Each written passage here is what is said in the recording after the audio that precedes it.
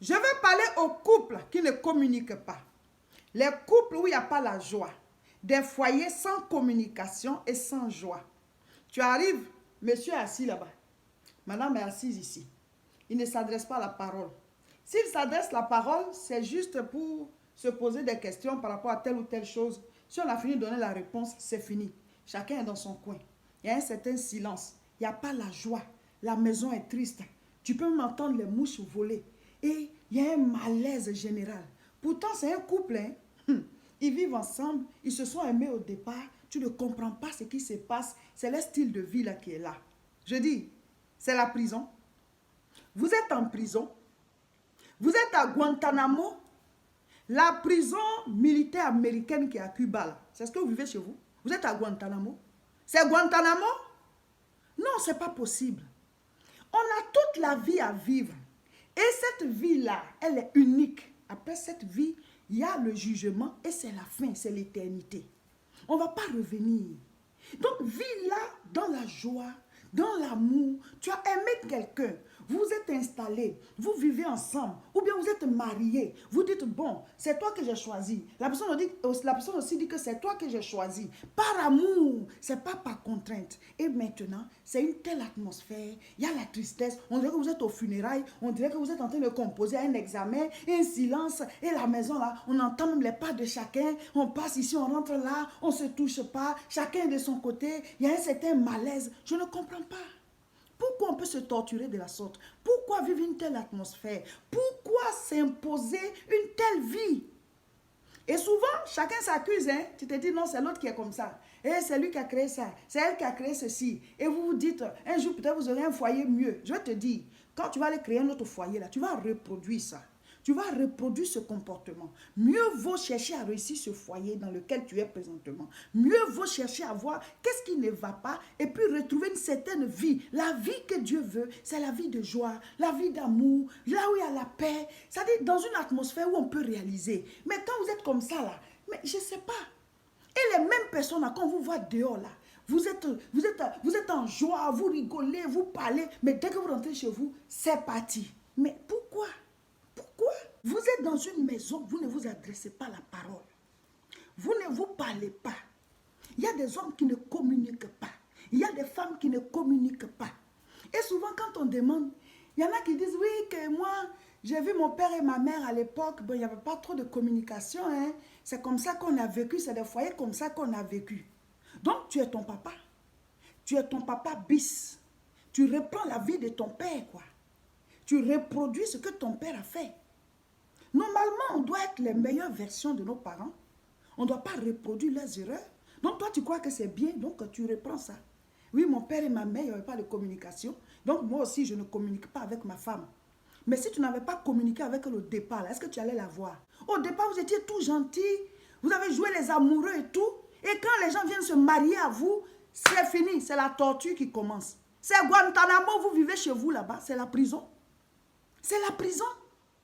Des couples qui ne s'adressent pas à la parole. La maison est là comme ça. Il n'y a même pas de vie. On dirait que vous êtes aux funérailles. Ou bien on dirait que vous êtes en train de composer un examen. Il y a un silence. Tu peux entendre les mouches voler. Les enfants même sont mal à l'aise.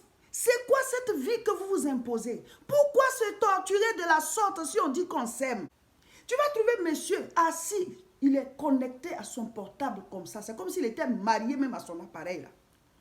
Il est en train de communiquer là-bas avec des gens. Communiquer avec des quelqu'un même. Ce n'est même pas des quelqu'un. En train de communiquer.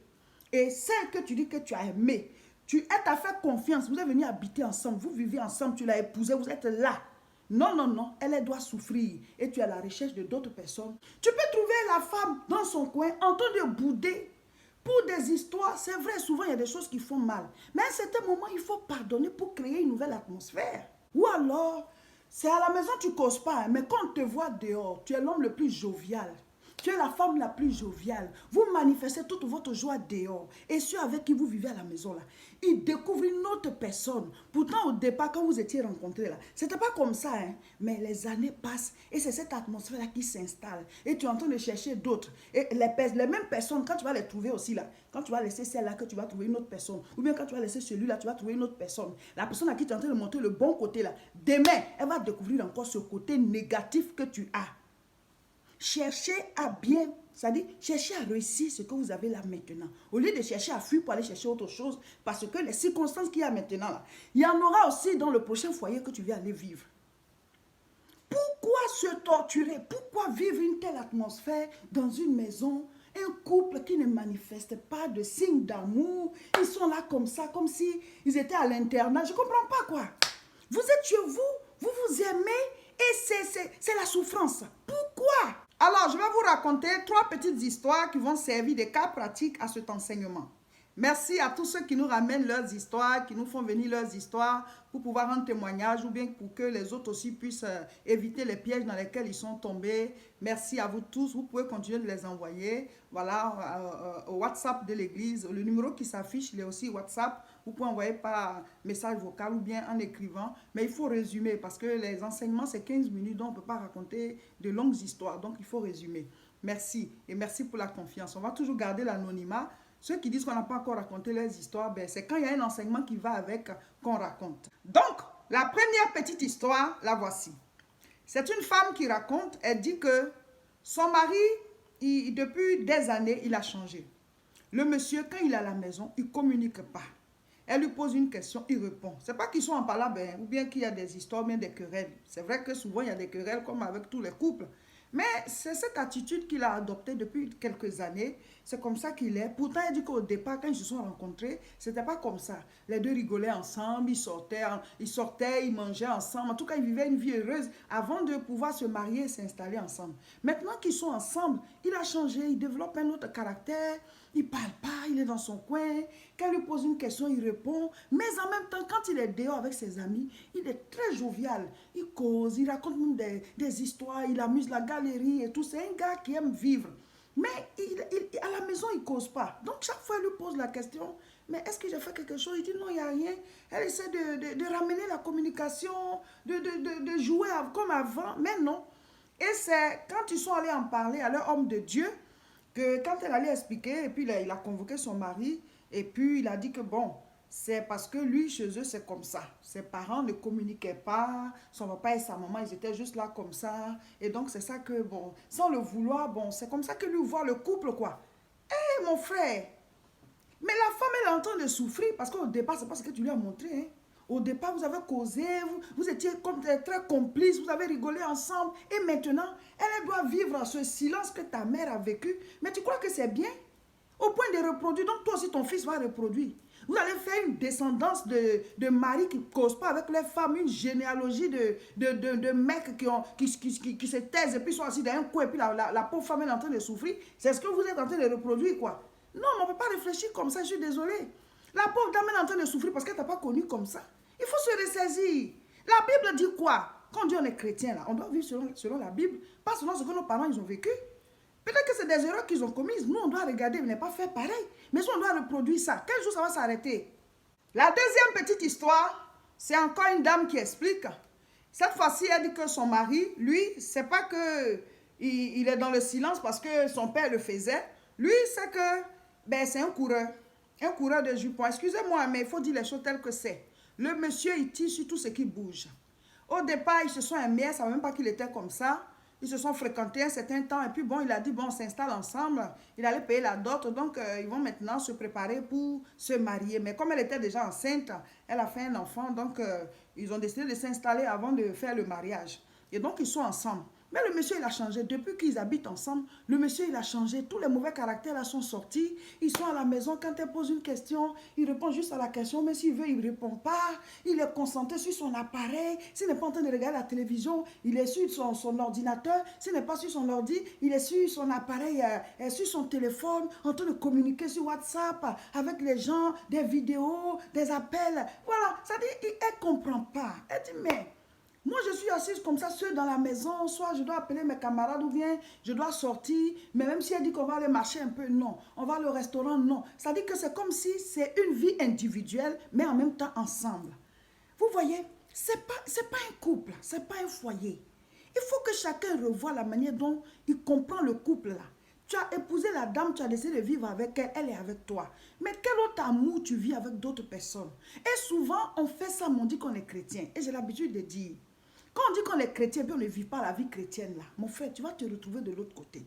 Le Seigneur dit, ce n'est pas tous ceux qui disent Seigneur, Seigneur qui entreront dans le royaume des cieux. Alors que quand on se donne à Jésus, on dit on est chrétien, c'est pour être sauvé.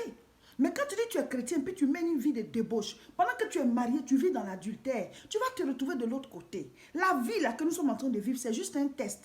C'est-à-dire le temps qu'on va passer de l'autre côté, le vrai côté même, c'est-à-dire la vraie découverte, c'est après cette mort. C'est là-bas qu'on va vivre la vie de manière éternelle. Donc ça là, c'est un test pour pouvoir avoir notre ticket pour la vie éternelle. Donc si tu préfères vivre ici, tout ce que tu veux, puis après aller souffrir de l'autre côté, c'est ton choix. Sinon, dans le couple, monsieur et madame, vous pouvez vivre toutes sortes de bonheur, vous pouvez créer votre joie, vous pouvez être bien. Mais non, non, non, on va faire souffrir l'autre avec une certaine manière de faire, avec un certain comportement. Non. La troisième petite histoire, cette fois-ci, c'est un monsieur qui raconte.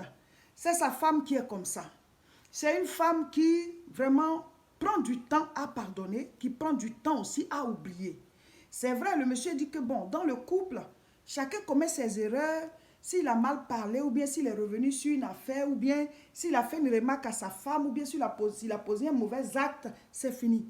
Sa femme va bouder pendant les 3 jours qui vont suivre, ou bien pendant la semaine qui va suivre, jusqu'à ce qu'il puisse encore lui demander pardon, ramener une certaine joie pour qu'elle se ressaisisse. Et encore, ils vont rester là jusqu'à la prochaine erreur et paf, c'est encore parti. Elle va rentrer dans une atmosphère là, elle va manifester une certaine attitude, elle va bouder, elle est là. Il dit la vie n'est pas facile avec cette femme, la vie n'est pas facile. Proverbe chapitre 17, le verset 22. Un cœur joyeux est un bon remède, mais un esprit abattu dessèche les eaux.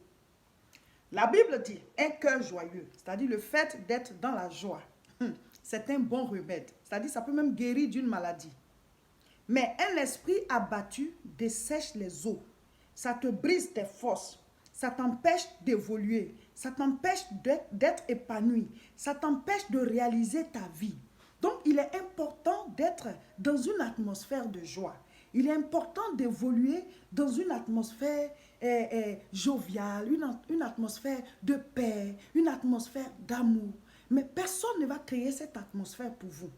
Les couples, c'est chacun de vous qui doit rendre l'autre heureux. On se marie pour rendre heureux et être heureux. Et l'autre aussi s'est marié pour rendre heureux et être heureux. Donc ensemble, vous devez travailler au bonheur de l'autre. Ecclésiaste 4, le verset 12. Et si quelqu'un est plus fort qu'un seul, les deux peuvent lui résister. Et la corde à 3 fils ne se rompt pas facilement. Voilà. Donc, dans le couple chrétien, il y a Dieu, monsieur et madame. Vous êtes une corde à 3 fils. Donc, quand ça ne va pas, mettez le Seigneur au milieu. Priez ensemble et lisez la Bible et laissez Dieu parler au cœur de chacun de vous en communiquant et vous repartez sur de nouvelles bases. Voici les informations. Ce samedi 4 juillet, il n'y aura pas de prière en direct, prière en live. À 18 h, il n'en aura pas pour ce samedi. La prochaine, c'est le samedi 11 juillet, toujours à 18 h, sur notre page Facebook Réseau International Richesse. Le thème, c'est le combat spirituel. Donc, nous allons faire 2 samedis de combat spirituel. Le samedi 11 et le samedi 18, toujours en live sur notre page Facebook Réseau International Richesse. Et le samedi d'après, le samedi 25, ce sera la croisade à Aubervilliers. Voilà, c'est la reprise des croisades. Le samedi 25 juillet, voilà, c'est la première croisade après le confinement à 14 h 30, toujours à Aubervilliers. L'adresse est 29 rue Sadi Carnot, 93 300. Ce sera le combat spirituel. Il y a des choses qu'on ne rate pas. Nos cultes ont repris, c'est tous les dimanches à 10 h à Tourcoing, l'église évangélique La Moisson de France. L'adresse est 48 rue Saint-Omer, 59 200. Il y a des personnes qui ont l'habitude de chercher les vidéos. tu ne les reçois pas. Il faut toujours que quelqu'un partage afin que tu puisses les recevoir. Mais il faut t'abonner. Abonne-toi pour pouvoir recevoir les vidéos directement. Notre page Facebook, ça s'appelle Réseau International Richesse. Notre chaîne YouTube, c'est La Moisson TV. Vous cliquez sur s'abonner ou bien sur j'aime. C'est fini. Quand on met en ligne, vous allez recevoir. Partagez la vidéo.